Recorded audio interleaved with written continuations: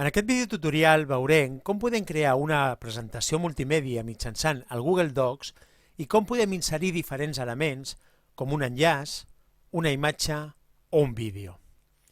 En aquest cas ja tenim preparada una presentació que té 4 diapositives, una portada i 3 diapositives per anar inserint els diferents elements. A la segona diapositiva crearem un enllaç. Per fer-ho, seleccionarem el text en el qual volem crear l'enllaç. Hem de tenir en compte que per crear un enllaç l'hem d'inserir amb un text o amb una imatge i, per tant, abans d'inserir un enllaç hem de seleccionar el fragment de text o la imatge en el qual el volem inserir. Per tant, quan hem fet aquesta selecció, ens adrecem a Insereix, Enllaça. D'aquesta manera se'ns obre un quadre de text en el qual haurem d'enganxar l'enllaç. En aquest cas, seleccionarem un article de la Viquipèdia, copiarem la seva adreça, la URL, i a la casella corresponent enganxarem l'enllaç. Apliquem i d'aquesta manera ja tenim l'enllaç creat. A la següent diapositiva introduirem una imatge. Per fer-ho, novament ens adreçarem a Insereix, però en aquest cas triarem l'opció Imatge. Tenim diferents opcions a l'hora d'inserir una imatge en una presentació multimèdia.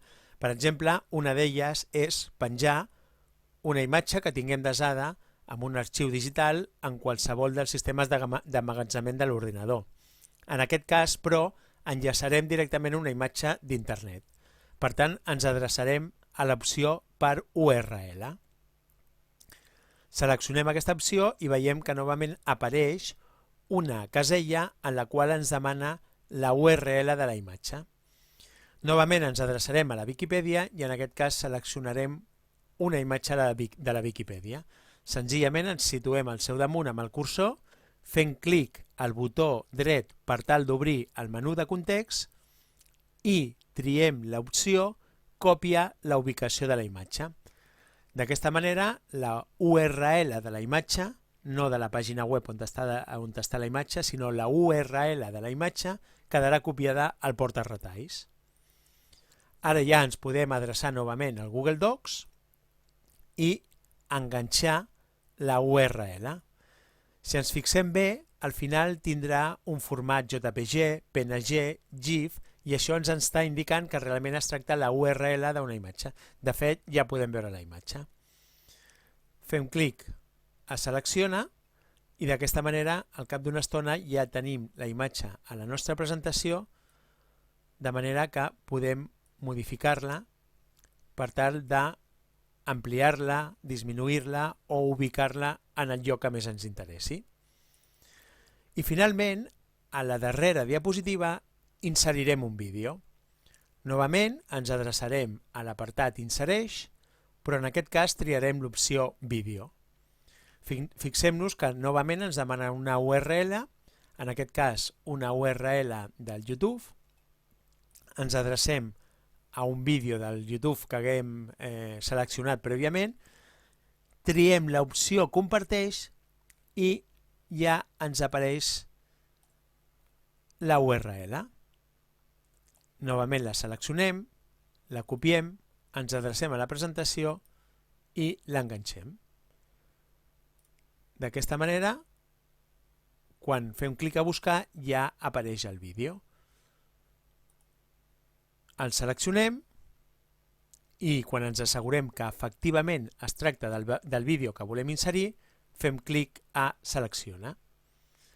D'aquesta manera, al cap d'una estona ja apareixerà el vídeo a la nostra presentació. Novament, podem ubicar-lo en el lloc que més ens interessi i mitjançant els punts de control donar-li la mida més adequada. I d'aquesta manera ja hem inserit els 3 elements.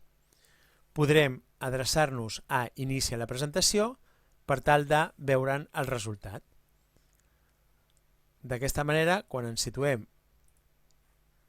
a la portada podrem anar avançant i veurem que la segona diapositiva efectivament té un enllaç. D'aquesta manera, quan posem el cursor al seu damunt, es converteix en la típica imatge de la mà que ens indica que hi ha un enllaç. Si ens situem a la tercera diapositiva, veiem la imatge i a la darrera diapositiva se'ns veu el vídeo que podem veure directament des de la presentació del Google Docs. I això és tot.